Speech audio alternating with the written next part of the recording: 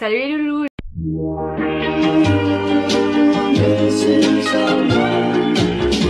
J'espère que vous allez bien. On se retrouve aujourd'hui dans une vidéo particulière. Une vidéo, c'est vraiment the grosse vidéo sur laquelle je travaille depuis quelques semaines maintenant. J'ai beaucoup réfléchi à ce que j'allais dire dans cette vidéo parce que c'est une vidéo hyper importante. Je pense que ça peut aider beaucoup d'entre vous qui me suivent depuis quelques temps maintenant et qui sont atteints d'anorexie ou de TCA. J'avais besoin de faire cette vidéo parce que pour moi ça allait clairement dans la lignée de ma chaîne et de ma ligne éditoriale, si on peut dire ça comme ça. Et je me suis vraiment beaucoup renseignée sur le sujet. J'ai essayé de dire avec mes mots un petit peu qu'est-ce qui m'a aidé pour moi m'en sortir, etc. Donc voilà, on va parler aujourd'hui de mes conseils pour se sortir de l'anorexie. Encore une fois, je le répète comme à chaque de mes vidéos, mais je n'ai pas de baguette magique, c'est pas en 5 conseils qu'on va réussir, mais je pense que c'est des conseils qui sont primordiaux pour déjà avoir un déclic et se dire que vraiment c'est plus possible de continuer de vivre comme ça, de continuer de vivre sans manger, sans se nourrir assez ou en faisant beaucoup trop de sport. On ne peut pas vivre comme ça, clairement ce n'est pas possible, c'est pas un choix de vie, ce n'est pas un mode de vie, c'est une maladie et il faut que je le rappelle, mais c'est quand même la deuxième cause de mortalité chez les jeunes aujourd'hui en France en 2020, donc je pense qu'il y a vraiment quelque chose à faire là-dessus et que c'est quand même la deuxième cause de mortalité et on en parle vraiment clairement pas assez et vraiment on peut mourir de l'anorexie à tout moment. Donc s'il vous plaît, prenez ces conseils au sérieux, essayez de vous faire aider et vraiment d'avoir la volonté la plus profonde de s'en sortir et de ne pas vouloir rester dans ce cercle, même si c'est dur, je sais combien c'est dur, il faut vraiment essayer de pouvoir se sortir de ce trouble qui pourrit la vie de beaucoup trop de personnes, je pense, aujourd'hui.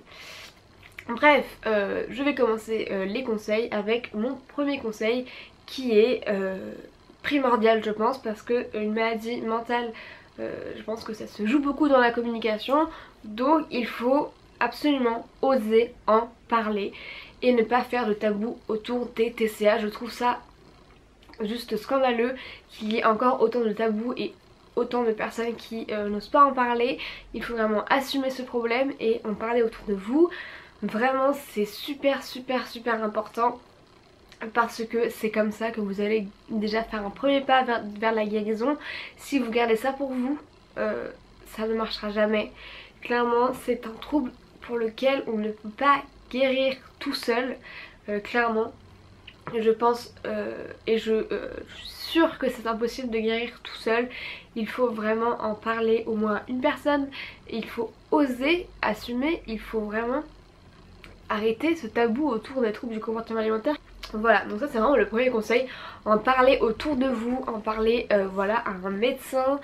Si jamais vous n'arrivez pas par exemple à parler à vos parents, essayez de prendre un rendez-vous chez le médecin avec votre mère, votre père ou quelqu'un de votre famille proche pour en parler à votre médecin, pour que votre médecin ouvre le dialogue autour de ce trouble et que ça facilite un petit peu la discussion autour de cette maladie qui est vraiment très dangereuse.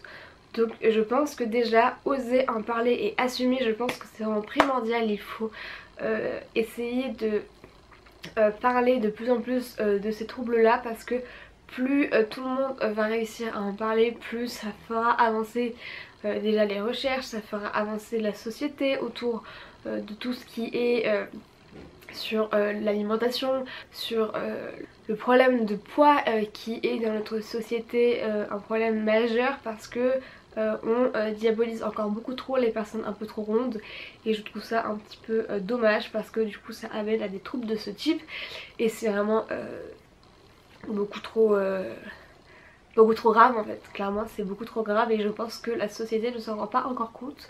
Donc plus on va parler autour de nous de TCA, plus ça va peut-être faire bouger les choses en fait. Voilà. Alors la deuxième chose que je peux vous conseiller, c'est de vous entourer de médecins spécialisés. C'est-à-dire qu'il y a beaucoup de médecins qui ne sont pas formés sur les troubles du comportement alimentaire et notamment sur l'anorexie. Beaucoup qui ne sont pas du tout formés là-dessus.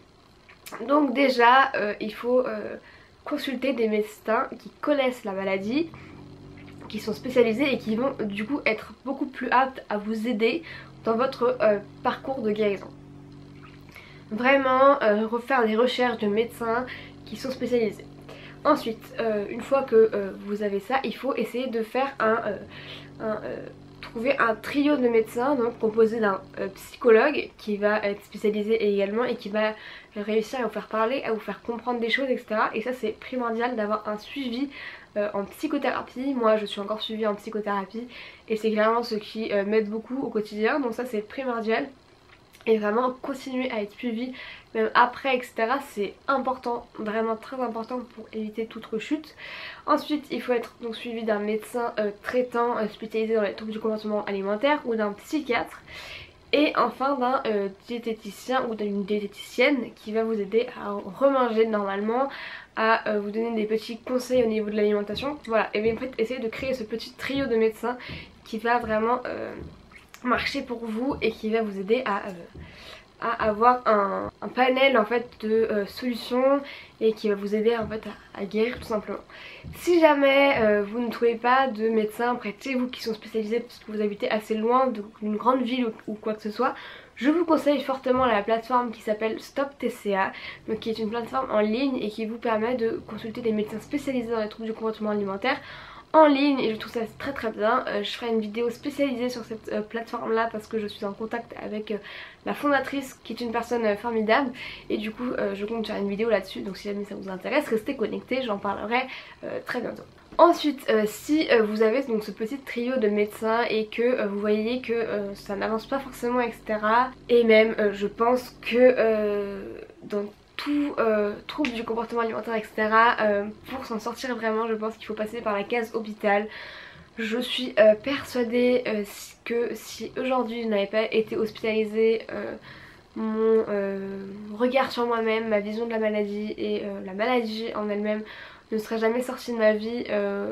Je peux pas dire qu'elle est sortie de ma vie, mais je suis persuadée que sans l'hôpital jamais j'aurais réussi à remanger de façon normale, jamais j'aurais réussi à faire un pas contre l'hyperactivité, etc. Même si la maladie est encore un petit peu présente dans ma vie, avant que je sois hospitalisée je pense que la maladie faisait partie à 99% de ma vie.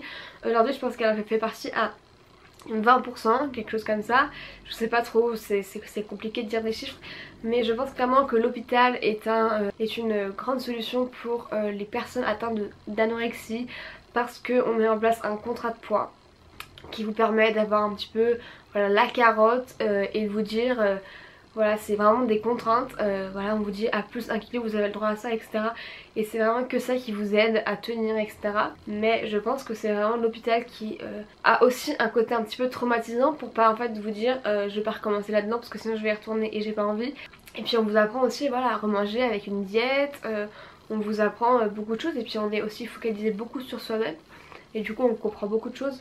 Donc je pense que l'hôpital est une grande aide et primordiale dans presque tous les cas d'anorexie.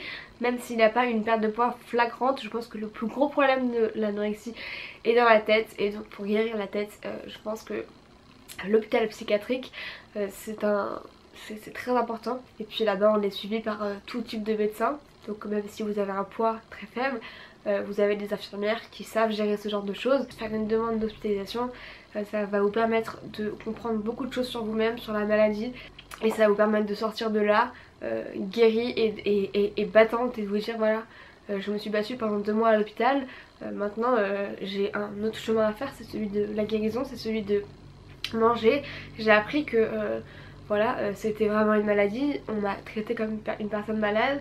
Et aujourd'hui voilà, j'ai dû pouvoir reprendre, on m'a appris à remanger, maintenant je vais remanger. Et voilà, en fait on vous apprend beaucoup de choses là-bas. Et vous rencontrez aussi beaucoup de personnes qui sont en souffrance, des fois en plus grande souffrance que vous. Après la souffrance c'est quand même assez subjectif, quand quelqu'un souffre, et bah il souffre, et peu importe la raison pour laquelle il souffre, chacun je pense souffre à la même échelle. Après ça c'est assez personnel, mais voilà. Et je pense que toutes les souffrances sont légitimes, quelle que soit la situation. Mais je pense que aussi voir les autres souffrir, enfin Ça te fait aussi comprendre que ça te fait réaliser que vraiment la souffrance c'est dur à voir parce que quand on... Enfin nous on se voit pas souffrir, on voit les autres souffrir à l'hôpital mais nous on se voit pas souffrir et du coup ça fait mal au cœur vraiment de voir des gens qui souffrent. Après voilà, encore une fois c'est très personnel mais moi je l'ai vécu vraiment comme ça.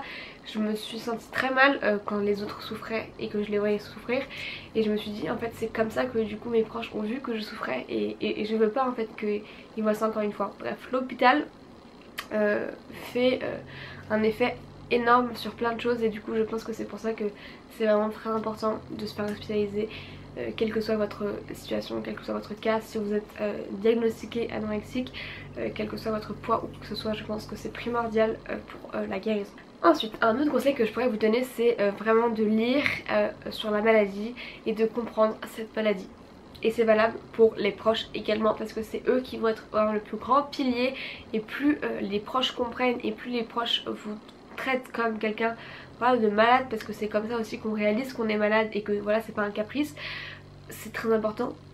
Donc lire et comprendre sur la maladie, moi j'ai lu le livre Ma victoire contre l'anorexie de Marianne Noré dont je parle très souvent qui est génial, encore une fois je vous le mettrai en barre d'infos. J'ai lu aussi le livre Comment sortir de l'anorexie que je vous mettrai également en barre d'infos qui m'a beaucoup aidé. Il propose des exercices pour voilà essayer de travailler un petit peu sur la maladie etc. Il existe également pour les proches, donc comment aider votre fille à sortir de l'anorexie. C'est un livre qui a beaucoup aidé aussi ma maman. Donc voilà, il est fait lire et comprendre sur la maladie, en parler à votre médecin, poser des questions à votre médecin, poser des questions au médecin de votre fille ou de votre fils si vous êtes les parents. C'est hyper important. Et voilà, sur internet aussi on trouve beaucoup de choses, des vidéos si vous voulez regarder les miennes. Je vous mettrai ma vidéo où je parle de toute mon histoire avec l'anorexie dans le i juste ici. Et je parle voilà aussi des conséquences sur la santé, des conséquences autres que la maigreur sur le corps et de tout ce qui m'est arrivé, de mon parcours avec l'hospitalisation etc. et de comment c'était compliqué à gérer dans la tête etc. Donc je vous explique vraiment tout. Du coup si jamais vous voulez la voir n'hésitez pas, je vous la mettrai dans le i du coup juste ici. Ensuite un autre conseil très important que je pourrais vous donner c'est vraiment de bien s'entourer des bonnes personnes. Si jamais vous voyez que des personnes sont toxiques, ne comprennent pas la maladie, ne vous aident pas vraiment, même s'ils sont présents, ils ne vous aident pas vraiment, ils vous parlent de choses qu'il ne faut pas parler. Si jamais vous savez pas trop ce qu'il ne faut pas dire, je vous mettrai ma vidéo juste ici que j'ai faite à ce sujet. Mais vraiment bien s'entourer des bonnes personnes c'est vraiment primordial pour guérir. Et je pense que aussi il y a des fois où c'est des personnes qui vous ont un petit peu entraîné dans cette maladie et des fois on s'en rend pas forcément compte, mais je pense que c'est important de savoir voilà qui est sain pour notre vie et qui ne l'est pas. Donc ça c'est vraiment primordial. Dans ce même contexte je pense que il faut aussi essayer de ne pas s'isoler dans la maladie et de ne pas être focalisé sur soi-même, essayer de sortir au maximum, même si bon en ce moment c'est un petit peu compliqué entre nous avec le Covid, mais vraiment de ne pas s'isoler, de rester en contact avec ses amis, avec sa famille. Ça c'est vraiment super important parce qu'en fait plus on va s'isoler, plus on va être focalisé sur soi-même etc. Et ça c'est vraiment très mauvais, je pense que ça peut avoir des conséquences néfastes très mauvaises. Donc vraiment continuer à avoir des contacts sociaux, ne pas s'isoler et être bien entouré, c'est je pense la base pour guérir. Moi je sais que si j'ai réussi à guérir c'est principalement grâce à mes proches. Si jamais vous voulez leur témoignage n'hésitez pas à aller voir ma vidéo juste ici qui s'appelle mon anorexie vécue par mes proches. Qui est génial. J'ai passé des heures et des heures à monter cette vidéo et j'en suis très fière. Et je suis très fière aussi des gens qui ont témoigné dans cette vidéo. Mais vraiment je pense que c'est primordial les proches dans la guérison de l'anorexie. Moi je sais qu'à l'hôpital j'ai reçu énormément de lettres. Vraiment j'ai une caisse avec tout ça de lettres en 2 mois. C'est énorme, donc vraiment merci encore si tu regardes cette vidéo. Je les remercie encore du fond du cœur parce que clairement les proches sont primordiales dans la guérison de l'anorexie, il n'y a pas photo.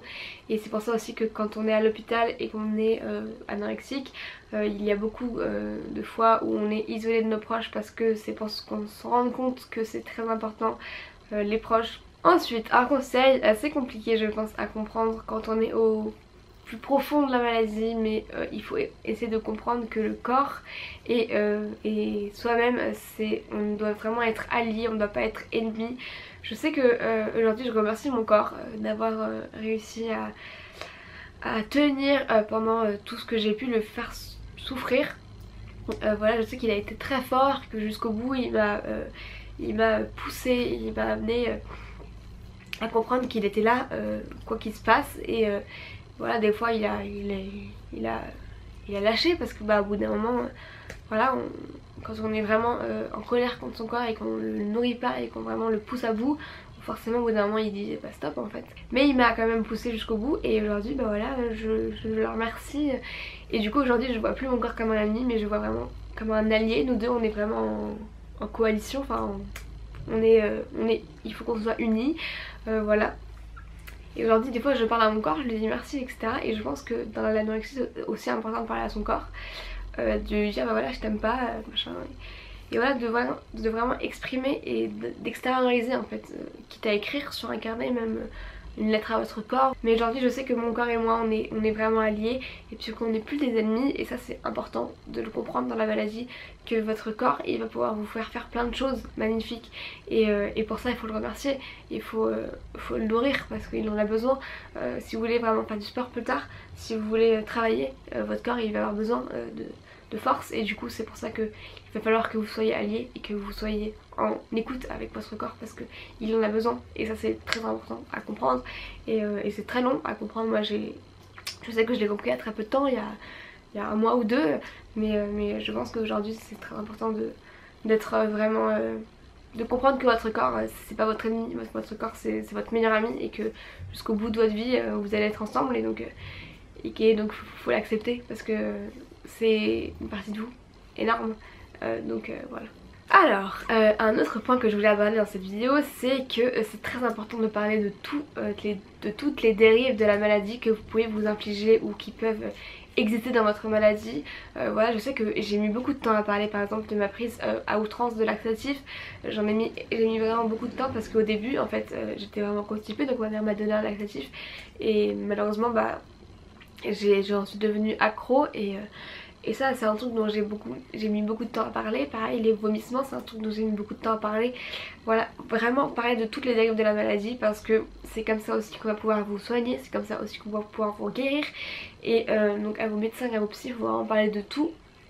Parce que si vous cachez certaines choses, c'est mauvais. Un médecin il est soumis au secret médical, donc tout ce que vous lui dites ça va rester entre vous et lui, mais c'est comme ça qu'il va pouvoir vous guérir. Si il y a des choses que vous ne voulez pas aborder avec vos parents, parlez-en à votre médecin et voilà, mais vraiment parler de toutes les dérives de la maladie, c'est comme ça qu'on va pouvoir vous aider, c'est comme ça qu'on va pouvoir trouver des solutions. Moi je sais que quand j'ai commencé à dire vraiment que les vomissements c'était sans cesse, mais mes parents ont compris et voilà, dès que j'allais aux toilettes ils me surveillaient etc. Des fois c'est lourd, vraiment même quand j'allais faire pipi, ma mère elle écoutait la porte et je la sentais. Des fois c'est très lourd, mais c'est hyper important pour que vos proches puissent au mieux vous aider, que vos médecins puissent au mieux vous guérir. Et voilà, vraiment parler de toutes les dérives de la maladie, même les trucs que vous pensez les plus futiles. Je sais pas, moi c'est un truc dont je n'ai jamais parlé, mais il y a une période où voilà, les vomissements ce n'était plus possible, le laxatif ce n'était plus possible non plus, et du coup je prenais de la nourriture, je la mâchais et je la recrachais. Et ça pareil, c'est un truc qui me paraissait banal, mais vraiment banal au maximum. Et en fait quand j'en ai parlé, et ben on m'a dit mais en fait c'est aussi comme si tu vomissais en fait. Donc voilà, c'est vraiment toutes les choses comme ça dont il faut parler. Et je pense que c'est vraiment primordial de parler de tout parce que c'est comme ça qu'on vous soignera, c'est comme ça qu'on vous aidera. Oui, j'ai pensé à ce conseil là parce que il y a une fille qui m'a envoyé un message il y a pas longtemps et qui m'a dit voilà j'ai perdu beaucoup de poids, j'ai envie de guérir etc. Comment tu peux m'aider à prendre du poids plus vite etc. Alors il faut savoir que le conseil que je pourrais vous donner le mieux c'est de ne pas précipiter le processus de guérison. Vraiment surtout pas. Essayez de se gaver pour prendre du poids, ça ne marchera pas, ça vous ne fera que rechuter juste derrière. Vraiment non, non, non, non, non. Laissez déjà le temps à votre corps de se remettre de la dénutrition qu'il a subie. L'intestin s'est énormément rétréci pendant la maladie, du coup il va falloir qu'il s'agrandisse petit à petit et ça c'est un travail qui est long à faire. Surtout ne pas précipiter le processus de guérison parce que ça peut amener qu'à une rechute après. Donc vraiment prendre votre temps, voilà, apprendre à remanger vraiment tranquillement à votre rythme et pas précipiter les choses parce que ça ne marche dans 0,0 cas, clairement. Mais vraiment ne pas précipiter le processus de guérison pour pas rechuter c'est très important. Essayez de reprendre du poids, à se gaver ça ne sert à rien, ça vous détruira la santé physique et la santé mentale, parce que vous allez tomber dans une espèce de boulimie un petit peu comblatrice, et ça c'est vraiment pas du tout bon pour vous et pour votre corps. Ensuite, le dernier conseil que je pourrais vous donner, c'est un conseil très important. C'est un conseil que j'ai directement appliqué quand je suis sortie de l'hôpital. Vraiment, c'est le premier truc que j'ai fait. J'ai dû faire vraiment le lendemain.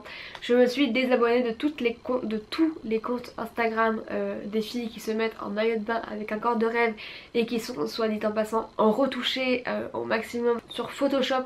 Du coup, ça nous met en fait un cadre dans la tête qui est totalement biaisé, parce que ce sont des photos retouchées dans tous les cas. Se désabonner aussi des comptes de fit girl qui ont des abdos en béton, machin et tout, ça peut être très dangereux pour la santé, parce que voilà, elles se butent au sport et tout. Et donc ce n'est clairement pas la réalité. Moi je suivais aussi énormément de comptes de recettes healthy, etc. de jeûne intermittent, qui est une connerie. J'en parle dans ma vidéo de gérer les compulsions alimentaires, que je mettrai dans le i juste ici. Mais tout ce qui est compte de recettes healthy, ça on oublie hein, clairement. Donc vraiment voilà, se créer une bulle de choses positives. Je vous mettrai des petits comptes de body positive qui m'aident beaucoup au quotidien et qui permettent de déculpabiliser et de décomplexer, et qui permettent aussi de faire taire en fait tous les tabous autour des personnes rondes, etc. Je pense que c'est vraiment le dernier conseil que je peux vous donner, c'est se détacher de tout ça, de tout ce monde là, de plus acheter de magazines type Vogue. Vraiment c'est important de se détacher de tout ce monde de société qui est biaisée, parce que beaucoup retouché, parce que pas sain pour vous, etc. Donc voilà, je pense que c'était le dernier conseil que je pouvais vous donner. J'espère que cette vidéo vous aura plu. C'est une vidéo sur laquelle je travaille depuis assez longtemps. Ça peut paraître bête comme ça mes conseils, mais je pense que c'est important et je pense que ça pourra vous aider. J'ai aussi fait une vidéo sur retrouver le plaisir de manger sans culpabiliser, et je pense que c'est une vidéo qui est aussi très importante pour guérir. Donc je vous la mettrai également dans le petit i juste ici. En tout cas j'espère que cette vidéo pourra vous aider. J'espère que cette vidéo pourra aider les personnes qui sont aussi des proches de personnes anorexiques, etc. et qui pourront à travers cette vidéo les aider. En tout cas si cette vidéo vous a plu, n'hésitez pas à vous abonner. C'est gratuit et c'est très important pour moi, vraiment. N'hésitez pas aussi à mettre un petit pouce et un commentaire si jamais vous avez des questions, si jamais vous avez quelque chose à me dire, si jamais vous préférez me parler en privé. Mon Instagram est ouvert et il est là pour ça.